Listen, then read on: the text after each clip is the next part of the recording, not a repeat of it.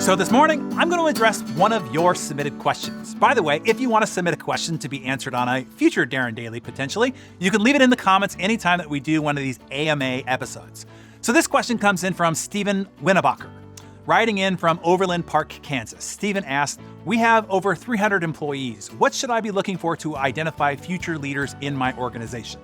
Well, that is a great question, Stephen, because you can get easily faked out here. While you want your culture to foster the leadership attributes of self-motivation, self-responsibility, being highly adaptable, and having high-velocity decision-making for everyone, ultimately, you need the right people in strategic positions to lead the organization forward. So, to break this down simply, there are three types of positions in organizations. There are leaders, producers, and role players. Sometimes organizations have producers in leadership positions, and that ends up in dysfunction and disasters. Or they have role players in leadership positions. With that lack of leadership, the inmates start running the asylum. Or natural leaders that are stuck in roles of producer or role players. That is just a waste of greater ability and greater organizational leverage. I've had people in the wrong slots who failed. And I've had people who, when moved to the right slots, flourished. The same people, just put in the right spot. Getting this right is extremely important to building and driving a high-performance organization. The best way to identify future leaders throughout your organization, regardless if they sit in producer or role-playing positions now, is to find those already demonstrating leadership attitudes and behaviors. Let me give you a half a dozen to look for. Are you ready? Everybody's going to want to write these down, either to better display or to better find leaders in your organization. Number one, initiative. Future leaders don't assume that other people are in charge and wait to be told what to do. They see what needs to be done to make things better, to make things easier, to make things more efficient, to speed up progress towards goals, and they just do it. Most people have an avoidance mindset. They avoid taking on more and pushing responsibility up the management chain versus taking ownership. Number two, they think strategically. They ask questions, they make suggestions, they come with ideas. They are looking and they're listening and they're thinking beyond their role. Most team members take a narrow view of their role. Future leaders look beyond their assigned role to see what needs to be done on the whole to win. And they take action on it, going back to number one.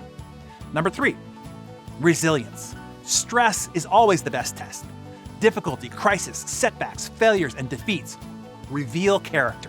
Adversity doesn't necessarily bring out the worst in people, but the essence of people. Under pressure, people fall back to their true character set point. Does defeat debilitate them or does it provoke them? During a crisis, is their fear greater than their faith?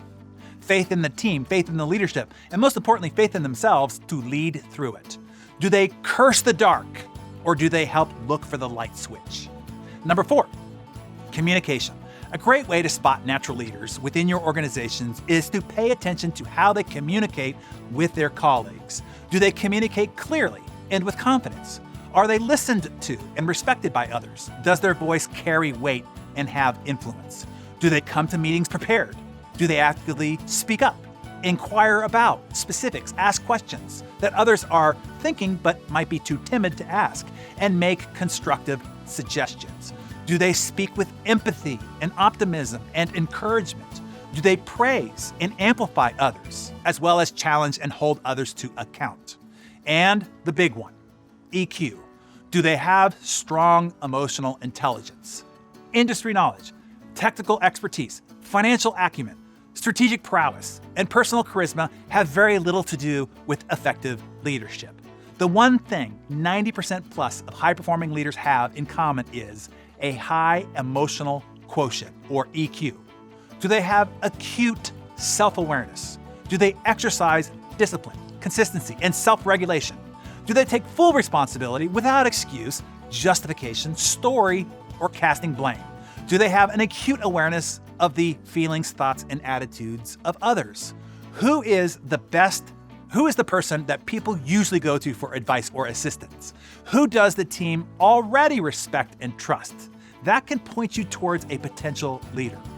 And then number 6, loyalty. Even if you have found many people who meet the first 5 criteria that I've outlined here, now you want to assess loyalty and longevity. Are they a patriot or a mercenary? Are they doing a short tour of duty or are they a careerist? Growing and further developing leaders requires an investment, a big investment, not just in training, but in time, your time as the alpha of the tribe. And you are bestowing authority to them. This will give them emotional influence over the organism. If they soon exit, the organization will take a big emotional hit. Psychic rehabilitation is often necessary, and all that recovery time is lost as well. 95% of success is selection. So get this right, and you're mostly done. The rest is further developing those already demonstrating the right attributes. And for that, I built the Hero's Journey for you. It's the world's only complete leadership development system designed in and for the modern world. The challenges of leadership are radically different today than they were only 5 to 10 years ago, and it requires a radically different training and development process. Hero's Journey will give you the structured process to develop those that you identify as your organization's future leaders. And if you want to be a future leader of the organization that you're a part of, step up to invest in your future self and your future opportunities by growing your leadership capabilities.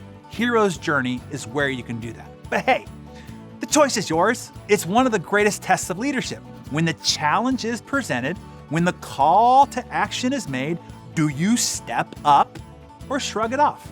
No opportunity is ever lost. The ones that you miss, others will find. These are the defining moments, the defining choices that determine whether one advances or stagnates, whether one leads or follows, whether one prospers or subsists. So I hope that those 6 distinctions help all of you identify your future leaders, or what it takes for you to become a future leader and where to go to further develop your skills of a modern 21st century leader. Existing leader or not, tell us in the comments below, which of the 6 that I outlined for you here do you need to grow in more to demonstrate better leadership? Initiative, thinking, strategically, resilience, communication, EQ, emotional intelligence, or 6, loyalty and longevity and stick-to-itiveness? Tell us that in the comments below.